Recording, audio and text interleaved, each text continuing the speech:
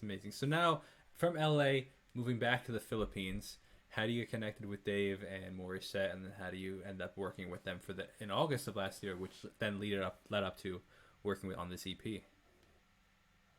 Yeah, man, for sure. So when I moved back to the Philippines, I pretty much did the same thing. I tried to rinse repeat my same strategy of like, okay, who are the people that I need to talk to? Where are the people? Where are the people and where are the places that I need to go? So on and so forth. And because of my mom's history in the Philippine music industry, people sort of know of me, but they didn't know me as me currently as a professional guitar player, so on and so forth. They just knew me as like, oh yeah, that's Joe's son who used to be like this tall, and she would bring to rehearsals and so on and so forth, right? Um, and I decided to buy a ticket to this one artist who I had only heard of by name because of a musical director in LA who had written a song for her, and that name was Morisette. And so, an opportunity cost, I bought a ticket to her show at the time, and doing a little bit of research of like, okay, what do people sound like here? What is the standard things like that. And I ended up bumping into her manager, who I did a little bit of musical theater a while back, like while I was in high school. And he was part of that. He was like one of the managers of that show. It was High School Musical on stage in the Philippines. Huh. Um, and he just remembered me. And then he was like, "Oh, do you want to meet Morissette?" And then we exchanged information. I had met her for the first time. And then he Exchanged just, info with the manager or with the with more? manager, Yeah. because when I met Morissette, like she was in between sets. She had curlers in her hair. She was getting her makeup redone. She's like, "Oh yeah, hi, hi." Well, one of her eyelashes is hanging off. Yeah. Um, and so just spoke very briefly, but then exchanged info with the manager, and he would like bring me along for different things. Uh, and then sometimes it would just be, oh, let's just hang out and be with Morissette as she like does her artist duties. Like she had to. I don't know if I'm at liberty to talk about what happened that day. I don't know what pushed through, Sure. but let's say she had to go to a meeting here. She had to do something here, and then we would eat lunch here, and then slowly we got to talk. Um, and then the pandemic hit, and when the pandemic hit, somebody had challenged me to do like this. It was one of those like Instagram things where it's like a calendar of Mm-hmm. different music things that you can do, and supposedly you're just only supposed to like post the song, and it's like a song that makes you feel sad, a song with the color in the title. But I decided to challenge myself and take it a step further, because we're all locked down. I mean, what else am I gonna do? Might as well just turn facing my computer into something conducive. So I decided to make it a point where I would get that one day, I would plan a song, arrange it, record it, produce it, shoot the video, edit the video, post the video all in one day. It Which was tough. sounds great for about a week or 3 days, and then like if the fourth day, fifth day, with the first weekend, you're like, shoot, like this sucks. Yeah, it was by far the most challenging I bet. um, thing that I had done up to that point. But it did teach me a lot of different things. It as an artist, as a musician, I'm sure a lot of people can relate to this. We always have that like perfectionist in the back of our head. It's like, oh wait, no, don't put it out yet. This isn't done. This isn't done. What? Well, when you're on the clock like that, you just gotta be like, hey, shut up. I gotta get this done. Okay, I that's could not agree that's more good with enough. that statement. Good enough. Absolutely. I could not agree more with that statement. That's partly why I like to release so much music, because it forces me. If I say, hey, I'm going to release a song a week or a song a month, or what, it forces me to have to get it done. I heard a really interesting quote, and I just want to piggyback on what you were saying. I heard this yesterday. I was cutting the lawn, and I was listening to somebody, and they said perfectionism is often a disguise or as an excuse for people that fear judgment. And it's like they don't want to be judged. So like they're so afraid of the people saying like, oh, they don't like this, oh, it's not going to be good. People aren't going to like it. What if people say, like, subconsciously, you know what I mean? And they just keep pushing it back, procrastinating. And it's fascinating when you really look at it. It's like, yeah, when I push things back, I think it's because it's not good enough and people aren't going to like it. It's just fascinating. So if you can push through that, I love that. I love it, man. That's great. That's fantastic. But yeah, man. It also like taught me, okay, all of the different programs that I use to be as fast as possible and to know your tools very, very well in and out. Was this one of the first times that you had produced? Or had you been no, producing? I had done like some. Yeah, I had been producing already in the background, but this was, if you try and like record and produce a song and mix it all in one day, and like if you give yourself like a hard limit, that forces you to, find the ways that you can shortcut things. Yeah. Like for example, instead of doing something in like 4 clicks, if there's a 2-key button press that does it, that adds up in the long run.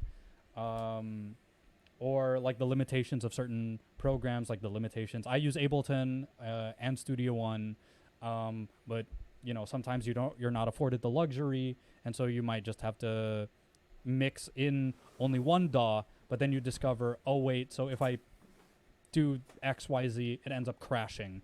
So might as well not do that, and then you have to find a workaround for that. So it's like a bunch of those things. But long story short, I did that. I couldn't keep up with the daily schedule. It was impossible. I learned a lot for sure. I bet. And one of the things that I wanted to do was I really wanted to try and do different things and not just have one sound. Something that I pride myself in is that I don't just stick to listening to one genre. I don't have an appreciation just for one genre. I appreciate a lot of different genres. I play a lot of different genres as well because, I feel like it's important to be able to wear different hats, especially if you're a producer or if you're a session musician, because if somebody wants something to sound lonely and Western, you better give them lonely and Western or else you'll get fired. So, so that was one of those things where it was like, all right, I pushed my limits. Like I did Rage Against the Machine covers right next to like R&B covers, funk covers. What else? I like got 90s music and turned it into trap music and, stuff like this. It was a very interesting process, but at some point down the line, because I had already been, Facebook friends or whoever with Dave and Maury, Dave saw a couple of my videos, probably showed it to Maury, and he wanted to do a cover with me, and it was a song, Intentions by Justin Bieber. And initially, he thought, and this was during like, I don't know, like month 6 or 7 of the pandemic when musicians are like, okay, let's collaborate with like every person that we see. So when he was like, okay, yeah, let's do this, I already had like an idea in my head for like this really, let's just call it grandiose. Mm-hmm. It's not like something that would ever be performed for an actual artist ever, but it was one of those like more strange arranged type arrangements of the song. I sent it to him like a mock-up, and he was like, what is this? And he was kind of blown away by it. So the entire thing took like a month, and I'm sure if you dig around you can find it.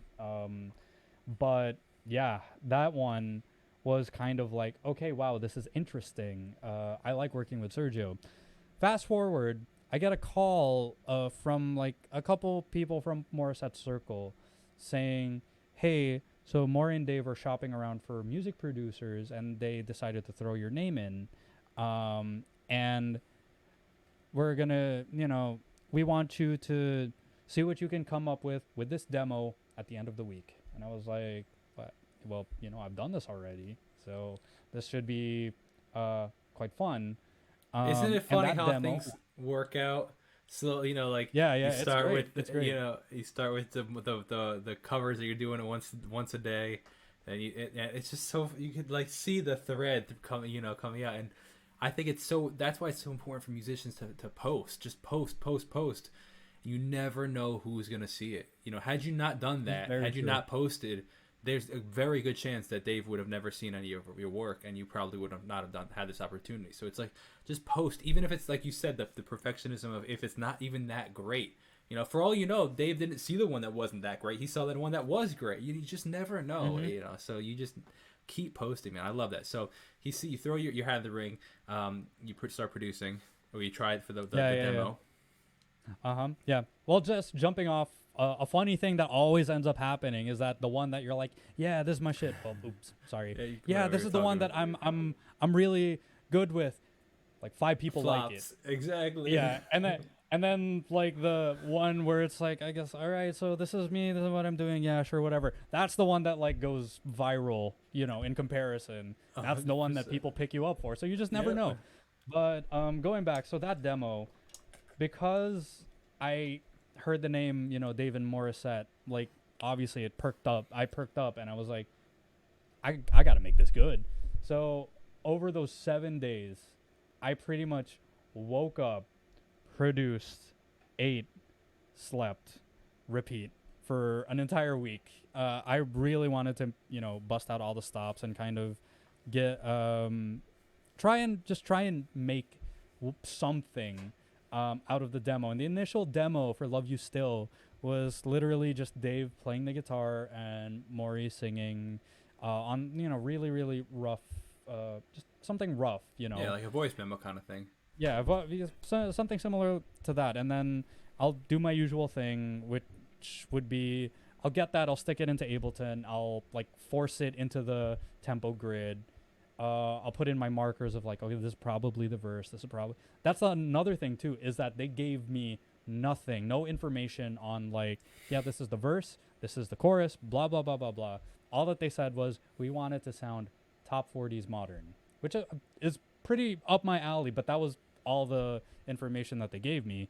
And it was almost like a competition or audition, because they had given it to 2 other people and they wanted to see, what everyone else would come up with if given very, very limited parameters. So I would say within that 1 week, Love You Still versus the officially released version is probably about 80% at that point. Yeah, so a lot of the elements and a lot of the things that are in the original were already in the demo that I had sent. And well, the rest is history in that they, decided to choose me. And I was kind of an afterthought too. They were telling me that like I was like a last minute thing, where Dave was like, oh, why not Xergio? I mean, I worked with him like once. Okay, yeah, sure, fine. And then, a year later, here we are with with some really good music. So yeah, I'm very, very blessed and very, very happy. I love that, man. I love that. That's so fascinating. And it all leads back to just putting out music, putting out content, putting stuff out there and getting your stuff out there. Like, it's just, that's all it leads to, man. Is you never know who's going to see it, man. More than